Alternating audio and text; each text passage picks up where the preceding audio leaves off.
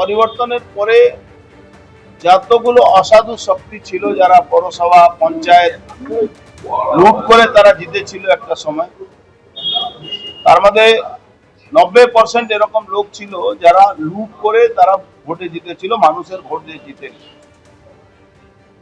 তারা অনেকে 99% তারা স্বেচ্ছায় বিনা কোনো দবাবে বিনা কোনো প্রেসারে তারা রিজাইন করেছেন নিজের কাউন্সিলর পোস্টে। পৌরসভার জন্য সাংবিধানিক সমস্যা দেখা গেছে।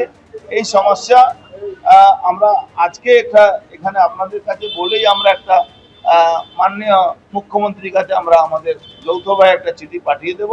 এই ক্রাইসিস পিরিয়ডে ইমিডিয়েট একটা 5 জনের করে টিম করে তার একটা অ্যাডমিনিস্ট্রেটর বসিয়ে আমরা এই এলাকায় যাতে নাগরিক পরিষেবা কোনো বাধিত না হয় তার জন্য আমরা আজকে সুপারিশ করেছি।